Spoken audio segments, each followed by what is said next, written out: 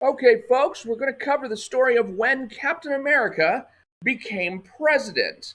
Now, I found this when I was doing my research on Miles Morales, the Ultimate Spider Man, who is now part of the Earth 616. I think that's what they call it, Marvel Universe. It's kind of hard to tell post Secret Wars if that's what they still refer to it as, because really you would think it's maybe Earth 1 at this point. But in any case, in this story, the president is giving an address to a joint session of Congress. So the president and most of his cabinet and all of Congress are there. And it is right at this time that an enemy strikes with an antimatter bomb, taking out the Capitol building and the president and Congress and basically wiping out the legislative and executive leadership of the United States of America. Now, the only person in the line of succession left is the Secretary of Energy, who is out exploring windmill farms in Colorado, and so he's not at the Capitol. He's visited by James Rhodes, the War Machine, and told that he needs to take the oath of office. And he's like, what? And he's informed that he is the last in the line of succession, and so he is the President of the United States. Now, this doesn't last very long, though, because it turns out that the Secretary of Energy was only the acting Secretary of Energy. He had not yet been confirmed by the Senate. So his place in the line of succession is not established by law because he wasn't completely confirmed and sworn in. And therefore, they're going to hold a special election. And that way, they will have a president for America whose legitimacy cannot be questioned. It is the first presidential recall election. There's a 2-week campaign followed by the voting being open, and the field of candidates is wide open. Now, that of course, there's the when you look at the candidates who are actually highest in the running, it turns out to be a particular senator and the Secretary of Energy himself, who was acting as president, and then pretty much everybody else is thrown into the other bucket. Because of all this brouhaha and the fact that America's leadership has been wiped out, the country, of course, is in complete disarray, with many states deciding to secede and form their own nations. And it doesn't get any worse than in California, of course, where they have bought some drones to control their border problem with Mexico. And as it turns out, these drones come with some hidden software that caused them to turn on the population of California in general and just start slaughtering people left and right. And this is, of course, quite a problem until Captain America shows up and begins saving California on live TV. And so while he is on live TV, he is going around saving lives, and people are watching him and saying, "Wow, it's glad that somebody is doing.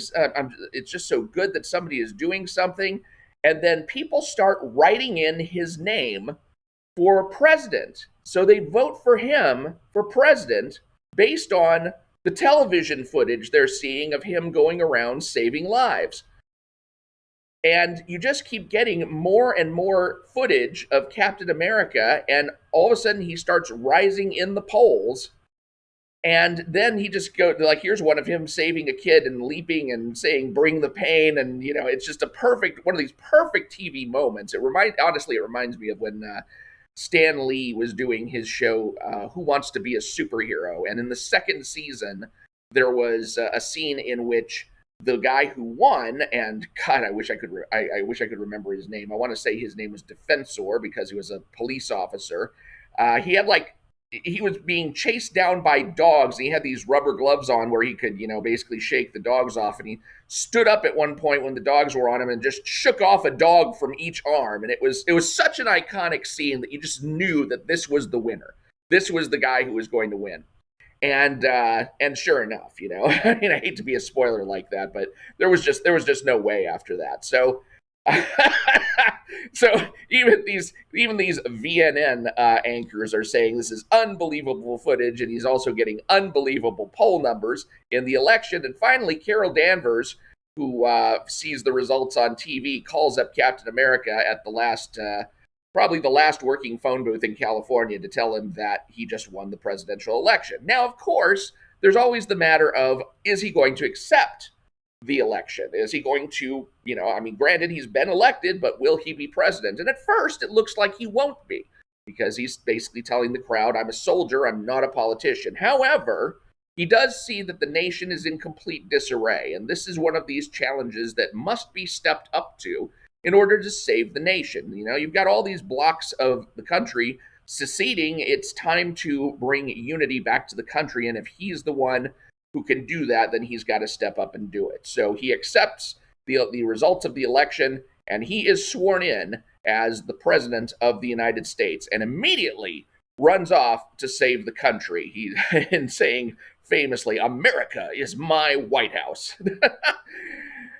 So the first thing he does is he goes around the country stopping the little secessions and little interstate feuds. You've got a North Carolina, South Carolina war that he stops.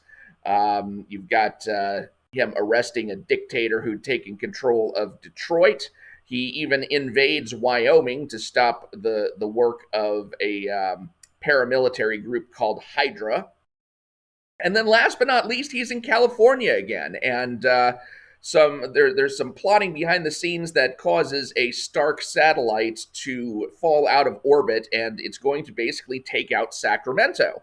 And so Captain America really has a show of moral support, since he has no superpowers to stop a satellite to speak of, is standing on top of one of the tallest buildings in Sacramento, showing his solidarity with the people and showing that he is not going to run away from the situation. And it really looks like a last stand kind of moment until Thor and Iron Man show up to save the day. And at this point, all of the states have decided to fall in line. There's not going to be any more secession.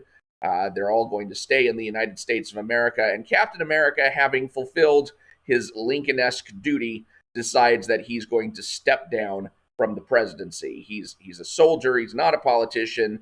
He only took the job because it was absolutely necessary. And the power, when the power is in the hands of the people, that is the best kind of America there is. And so he is going to resign the presidency effective immediately. So that is the story of how Captain America became president.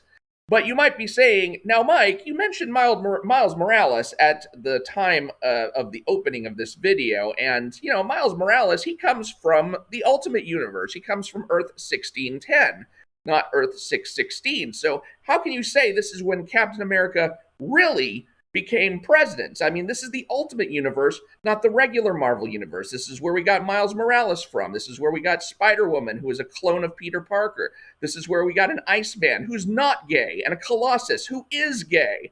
And this is where we got a black Nick Fury that Samuel L. Jackson could eventually play in the movies. This is not the same Marvel Universe that we're used to. But is it? Because in the series Secret Wars, Earth 1610 and Earth 616, our mainstream Marvel universes, are really the last Marvel universes in existence, and when they get blown apart, they're reformed together as the new Marvel universe, in which you have both a Peter Parker, an older Peter Parker who is Spider-Man, and the young Miles Morales, who was inspired to become Spider-Man by the death of the young Peter Parker in the Ultimate Universe. And to my knowledge, it's never really been explained how Miles Morales got into this universe. Other than he came from the Ultimate Universe. So as far as we're concerned, as far as comic book readers know, everything that happened in the Ultimate Universe really happened. And that's why we have these remnants of the Ultimate Universe in the Marvel new 616 universe. So yeah, I got to stick with it and say this is when Captain America became president. Really? So your mileage may vary, but what the hell? It's a fun story. It takes place in the Ultimate Comics Ultimates, and I can link to some volumes in the video description if you want to catch up on this particular story. And other than that, I just wanted to let you see this kind of snippet of Marvel history that you were probably not aware of. I'm Mike Partika. Thank you for watching. Please do subscribe if you haven't already, and I will talk to you later.